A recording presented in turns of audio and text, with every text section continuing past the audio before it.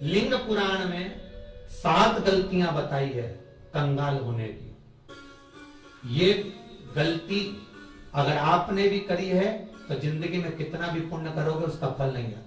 आज की कथा को लिखकर रखना, शायद तुम्हारी जिंदगी सवर जाए। लिंग पुराण में 7 गलतियां बताई है व्यक्ति को बर्बाद होने की। पहली गलती है, उसमें से अगर आप स्वीकार कर रहे हैं ये गलती तो समझ लो कि गलती आपने करी है। गंगा जल तो बुलवाया टैंकर भरकर, 21,000 बेलपत्र भी समर्पित कर रहे हो। आप मंदिर के अंदर बैठ गए, दर्शन करने वाला आता रहा, किसी को अंदर प्रवेश नहीं दिया। आप गंगा जल चढ़ाते रहे, आप बेलपत्र चढ़ाते रहे, आप स्वयं पूजन करते रहे, और दूसरा व्यक्ति ना जाने किस भाव से, किस रूप में आकर भगवान की सेवा करना चाहता था। पंडित जी ने आपके चक्कर में उसको जल नहीं चढ़ाने दिया, पंडित जी ने आपके चक्कर में उसको बेलपत्र नहीं चढ़ाने दिया। पहली गलती यह हो गई कि भगवान के भक्त को भगवान से दूर कर दिया गया। अब उठा लो श्रीमद् भागवत कथा। 2 देवताओं ने गलती करी थी। एक ब्रह्मा जी ने गलती करी थी कि गाय बछड़ों का हरण कर लिया था। 1 वर्ष होने में 1 दिन था, तब ब्रह्मा जी ने गाय बछड़े वापस दिए थे। दूसरी गलती इंद्र ने करी थी, जल वृष्टि करी, तब भगवान कृष्ण को गोवर्धन पर्वत उठाना पड़ा। दोनों देवताओं ने गलती करी, पर भगवान कृष्ण ने इंद्र को क्षमा कर दिया, पर ब्रह्मा को क्षमा नहीं करा। क्यों नहीं करा? क्योंकि इंद्र को क्षमा इसलिए करा क्योंकि इंद्र ने जब जल वृष्टि करी तो सारे ब्रजवासियों को भगवान के चरणों में लाकर छोड़ दिया। सारे ब्रजवासी गोवर्धन पर्वत के नीचे आकर बैठ गए, भगवान के चरणों में आ गए। और ब्रह्मा ने जो गलती करी वो ऐसी गलती करी कि भगवान से गाय और बछड़ों को दूर कर दिया। जो भगवान से भगत को दूर कर दे उसको शंकर कभी क्षमा नहीं कर सकता। इसलिए बर्बादी का पहला कारण आप भक्त और भगवान में दूरी बना ली। दूसरा कारण, भगवान की जब पूजन कर रहे हो, 21,000 बेलपत्र चढ़ा रहे हो, गंगा का जल चढ़ा रहे हो, चंदन चढ़ा रहे हो, अबीर चढ़ा रहे हो, गुलाल चढ़ा रहे हो, तो तुम्हारे भीतर ये अहंकार, जब तुम पूजन करके उठो तो उठते समय तुम्हारे भीतर अभिमान नहीं होना चाहिए कि मैंने जो अनुष्ठान करा उसके बराबर कोई नहीं कर सकता। तीसरा कारण कहा कि भगवान की सेवा तो आप कर रहे हो, भगवान की चाकरी में तो आप लगे हो, भगवान की आराधना भी कर रहे हो, दिया भी लगा रहे हो, धूप बत्ती भी लगा रहे हो, स्नान भी करा रहे हो, पंचामृत स्नान भी करा रहे हो, सारी पूजन अर्चना सब तुम कर रहे हो।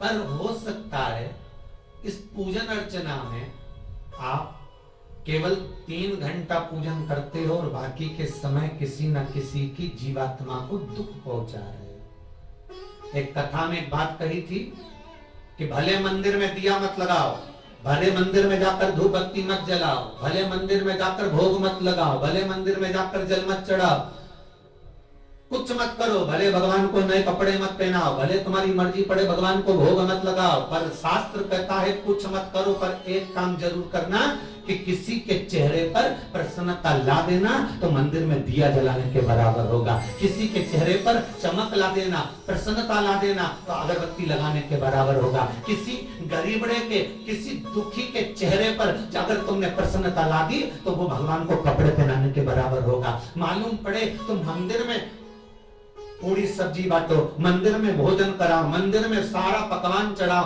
और कोई तुम्हारे कारण अगर दुखी है तो तुम्हें वो सुख का भान नहीं हो सकता। तीसरा कारण है वो सुख नहीं मिल सकता। चौथा कारण है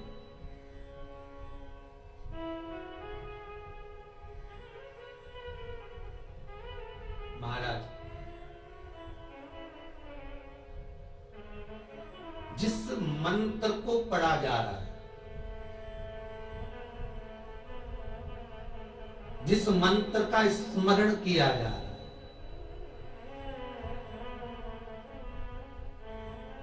जिस भगवान की माला को हम जप रहे हैं, हम पाठ कर रहे हैं, उसमें त्रुटि। उठा लीजिए दुर्गा सप्तशती। दुर्गा सप्तशती का हिंदी अनुवाद में एक थोड़ा सा दृष्टांत दिया है, आपको मालूम होगा।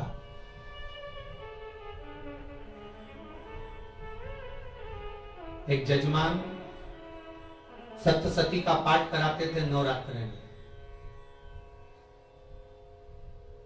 नवरात्रे पूरे होते थे और उनकी पत्नी मर जाती थी। सप्तशती के अंदर लिखा है, बहुत ध्यान से सुनिएगा। दुर्गा सप्तशती का पाठ कराते थे और पत्नी नवरात्रे के बाद 4 महीना 3 महीने के बाद मर जाती थी।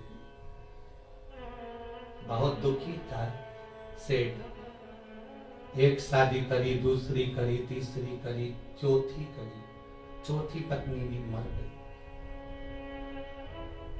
बहुत दुख हुआ। आज वो गुरुजी के पास चले गया, गुरुदेव, गुरुजी, गुरुदेव, गुरुदेव। गुरुजी बोले क्या हो गया? सेठ जी बहुत दिनों के बाद आ रहे हो, क्या बात है गुरुदेव?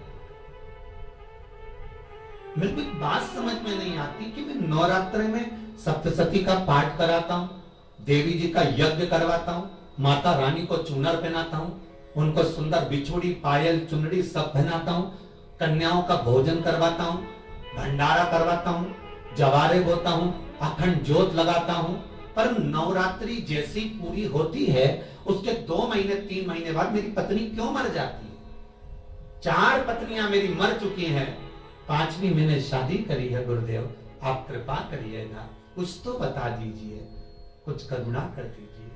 गुरुजी बोले जब तू सब कुछ अच्छा कर रहा है, ज्योत भी जला रहा है, कन्या भोज भी करा रहा है, चुनड़ी भी चढ़ा रहा है, भंडारा भी कर रहा है, ज्योत भी लगा रहा है, जवारे भी बो रहा है, माता रानी की सेवा भी कर रहा है, अखंड रात्रि व्रत कर रहा है, सब कुछ तूने करा, यज्ञ भी करा, फिर तेरी पत्नी क्यों मर सकती है? ऐसा हो ही नहीं सकता। नहीं गुरुदेव, मेरी 5वीं शादी है गुरुदेव, अब की बार आप कृपा करिए। गुरुजी ने कहा तेरे पंडित जी को अनुष्ठान पर बुला, मैं कमरे में बैठकर सुनूंगा सप्तशती का पाठ, तब मैं ध्यान करूंगा।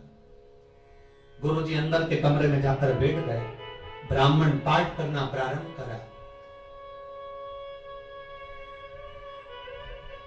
और ब्राह्मण ने पाठ करना प्रारंभ करा। उसमें एक शब्द आ गया, भार्यन्तु भक्षन्तु, भार्यन्तु भक्षन्तु। उसमें बोलना था भय पीड़ा को, हे जगत जननी तू भक्षण कर जा, और ब्राह्मण बोलता था भार्यन्तु भक्षन्तु, मेरी पत्नी को, मेरी भार्या को तू भक्षण कर दे। पंडित जी जैसे ही बोले, गुरुजी बाहर निकल कर आ गए।